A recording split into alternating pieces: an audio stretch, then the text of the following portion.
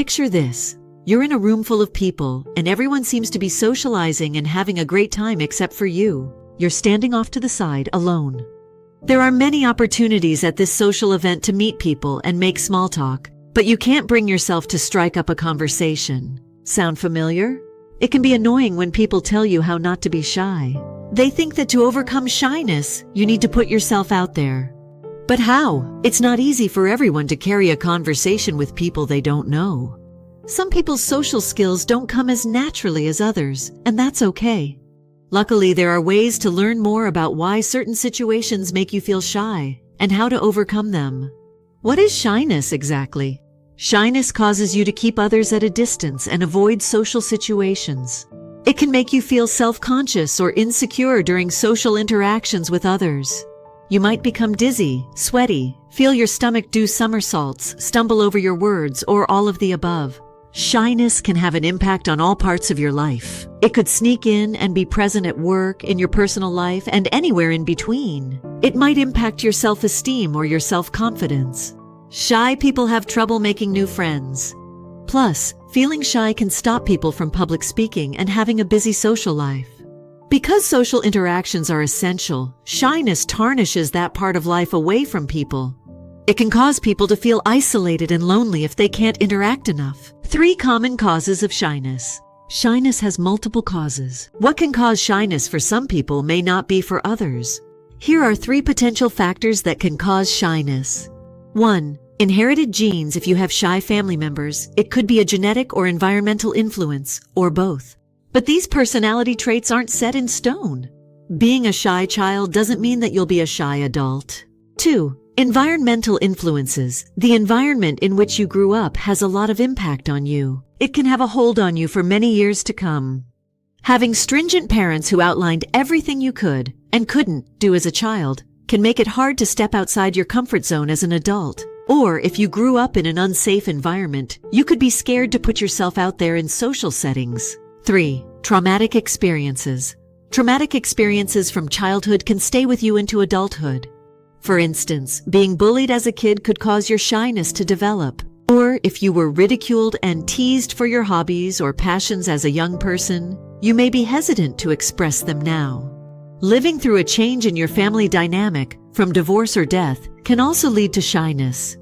Distinguishing between shyness and anxiety, it's essential to identify what exactly you're trying to overcome. Shyness, social anxiety, and introversion are often confused with one another. At first, you might think you have social anxiety when in fact you're shy, since social anxiety and shyness can often resemble one another. While they share similarities and may overlap, or someone may experience all 3, they're quite different.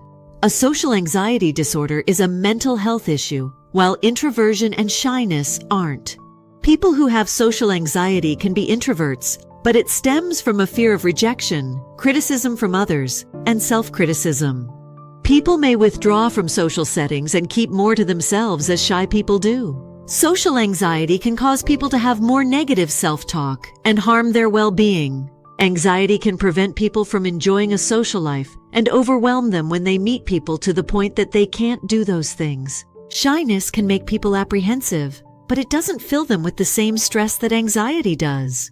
Social anxiety disorder is a mental health issue and might need help from professional therapists. In contrast, shyness is something that you can work to overcome yourself. People tend to add introversion to shyness and anxiety too. Of course, they can be traits of a shy person or someone with social anxiety, but that isn't always the case. Not all introverts are shy. Introverts may not have problems with socializing because it depends on their mood. They'll be comfortable in the right social setting. Other times, they may choose to hang back and withdraw from social events because they prefer some time alone. 9 ways to overcome shyness. Your feelings of shyness don't need to stick with you permanently. Practicing these 9 strategies can help you overcome your shyness. Plus, putting these tactics in place will boost your confidence in social interactions. 1. Start small. Stepping too far out of your comfort zone can be overwhelming, so don't hop straight into public speaking. Instead, set small goals to get you out of your shell. Start by talking to a family member or making small talk with a colleague. These things can help build confidence and calm your nerves. 2. Explore what you're good at. If your shyness is getting in the way of your success, then you could be missing out on new opportunities in life. When you always play it safe and never pursue your strengths, you'll stunt your personal growth. Exploring your strengths will help you diminish any self-doubt and make you more confident with trying new things. 3. Stop thinking that everyone is looking at you. People aren't paying attention to every move you make. Your shyness may try to convince you that everyone notices your mistakes, but it's not true. You don't have a spotlight on you in a crowd at a social event. Don't think that your social skills are being watched all the time. For don't self-sabotage or avoid social situations. We can be our own worst enemies. Be mindful of your self-talk in social situations when you're trying to be less shy. You deserve to overcome shyness and build confidence. It's important not to let your inner critic tell you otherwise, so that it can lead you to overcome your shyness.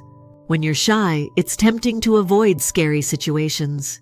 But when we don't socialize, we put ourselves at risk of depression and social isolation. Make an effort to see people. 5. Welcome setbacks. Having a setback of any kind isn't the end of your journey. One bad social interaction doesn't mean that you're incapable of one day becoming more comfortable in social settings.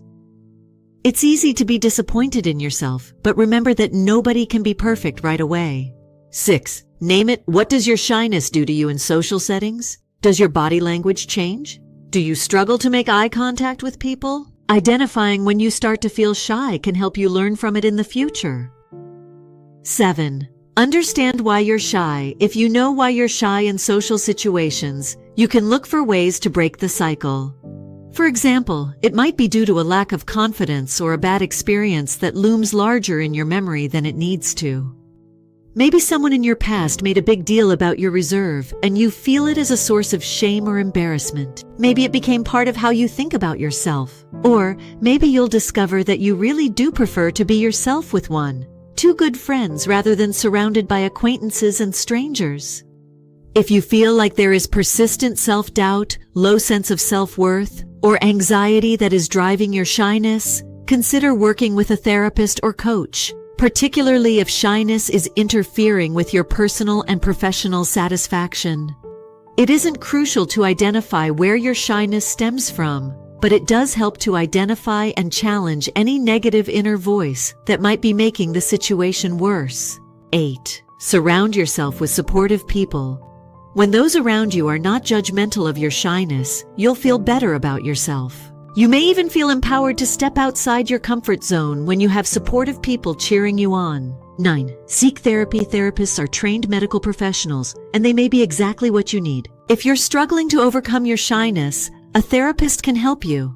Identify its cause, reframe negative thoughts that keep you from socializing, manage physical symptoms that come from social anxiety. Develop strategies to navigate social situations. Moving forward with these tips in mind, you can learn how not to be shy. Don't forget, being shy isn't a bad thing. You don't need to change who you are to succeed. But if you want to strengthen your social skills and relieve some anxiety, you can.